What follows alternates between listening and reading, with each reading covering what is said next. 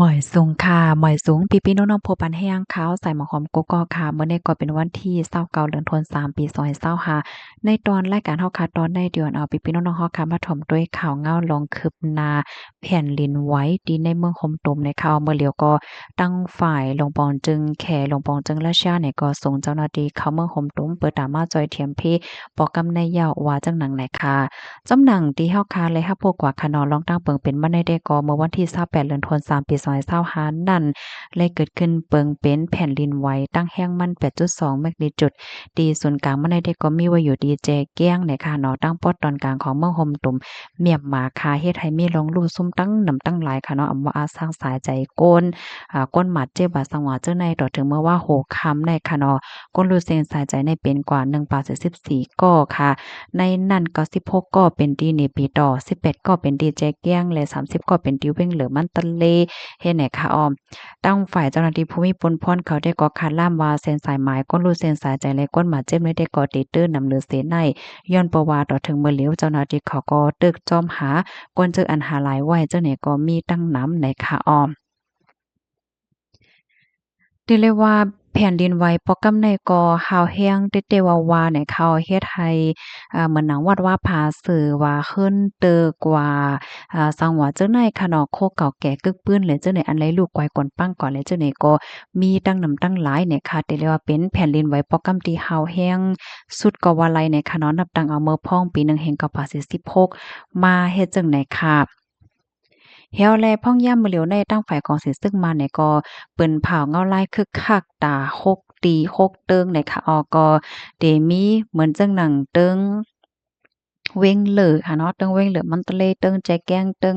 มะก้อยเติงปากเก๋อยอก็เนปิดอป้าเจ็มเจียงของวันออกเมืองใต้เนี่ยค่ะออกเมืองใต้เจียงของวันออกว่าหนังไหนค่ะค่ะอันนี้ก็เป็นเงาลายที่ในเมืองโฮมตมเมียนมาเนี่ยเนาะ กำในเฮาค่ะมาโดยที่ในเมืองไทยอีกหนึ่งเนี่ยค่ะที่เมืองไทยเนี่ยก็มีข่าวเงาอัปเดตออกมาค่ะในวันที่29เดือนธันวาคมปี25เข้ายาม8โมงได้ค่ะเนาะมีคนรู้เส้นสายจ่ายเป็นกว่า7ก้อค่ะเป็นเก่า7ก้อยาวให้ไหนค่ะเนาะค่ะเหี่ยวก็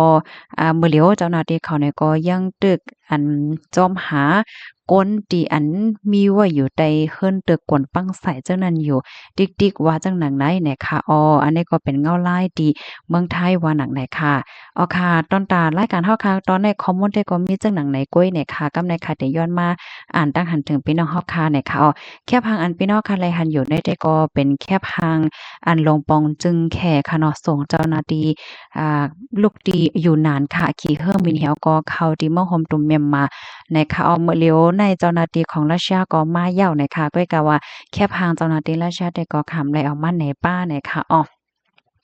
เจ้าหน้าที่เขาเปิ้นก็เอาป้าเครื่องใจโคตื้อค่ะเนาะเปิ้นตามมาจอยมาแถมว่าจังไหนค่ะกำในมาอ่านตั้งหันถึงอีกหนึ่งค่ะเนาะถ่อมกันอยู่ดีไรพองค่ะเปิ้นตีดีพี่น้องเฮาค่ะอยู่ค่ะลูกจ่องแผ่นดินไหวค่ะ5ได้เนาะค่ะหมายทรงค่ะ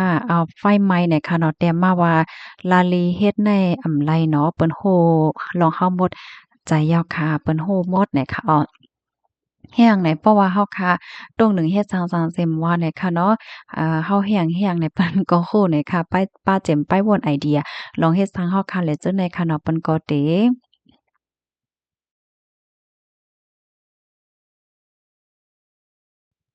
ค่ะย้อนน้อมค่ะนะย้อนน้อมค่ะเสียงเย็นกว่ากำเนิงเนี่ยค่ะนั่นเนาะค่ะเปิ้นก็ติฮู้ติหังเนี่ยเนาะค่ะยินจมค่ะมาเที่ยงค่ะนำคำถ่อมอยู่กูวันค่ะค่ะปันเอ็นปันแห้งอยู่เนี่ยค่ะอ่าเพราะว่ามัดด้วยข่าวเงามื้อใดได้ก็เป็นแจ่มลิเต้เต้ค่ะนะพี่น้องค่ะมันตกใจได้แต่ค่ะด้วยรู้คนเมืองห่มตุ่มแหม่มหมาในค่ะนะเจ็มมือวันนั้นก็ย่าเพตั้งเป็นโควิด19ค่ะเนาะ ถ้าเป็นโควิด19ย่อซ้ำยาเพยึดอำนาจค่ะเนาะวันเบิ่งสุกเฮาแลเมื่อปีกายก็ยาเพนำโทมลงไปจะไปค่อมจะแน่นั่นปีนี้ก็ซ้ำมายาเพแผ่นดินไหวเที่ยงทรายแผ่นดินไหวปอกกำในคายินโพโฮขาวค่ะเนาะเพิ่นก็ว่ามันเป็นทรายใหญ่มันเป็นแห้งมันเตื้อแห้งเฮ็ดให้เขาว่าได้นะพี่น้องค่ะเพิ่มเติมข้อมูลมาอิงสันติเวงนำลานเมื่อข้าวยาม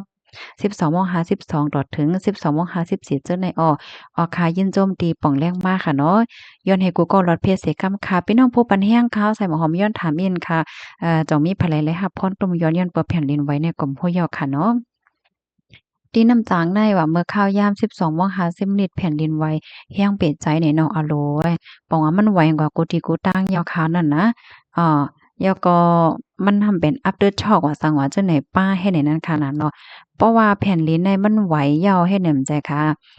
มันก็ได้เป็น after shock ในขณะไหวจ้อมกำลังก็น่ะว่ามันก็แรงยาวเฮ็ดจังได๋ค่ะยินจมค่ะที่เพิ่มเติมข้อมูลมาห้องเฮาค่ะได้ก็ห้องว่าไม้คำปอกป้อพอดมาเนี่ยจึงป้อพอดมาจึงไหนอ๋อว่าไหนค่ะอันนี้ก็ปันตั้งหันถึงจื้อตั้งเป็นนั่นเลยค่ะเนาะ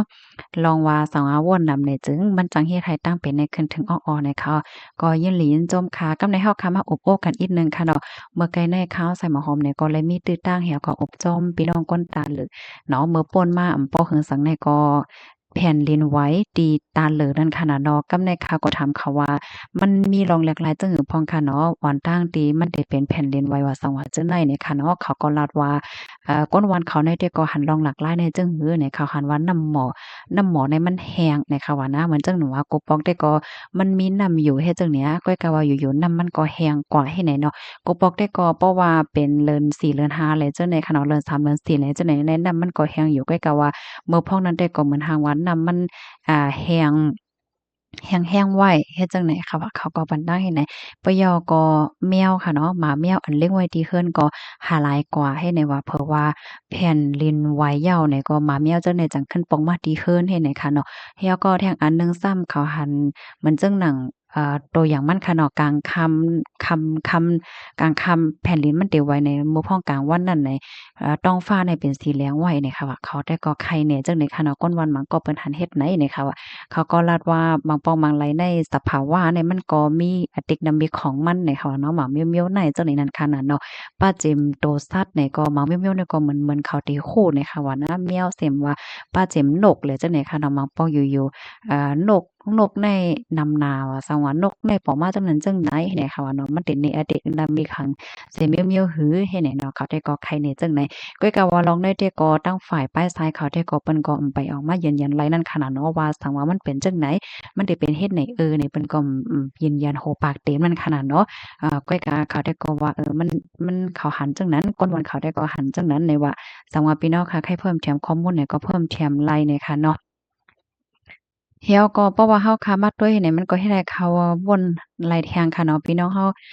มื้อป่นมานั่นค่ะนะตีตุรกีนั่นค่ะนะพี่น้องค่ะจ่องต้องกับหัว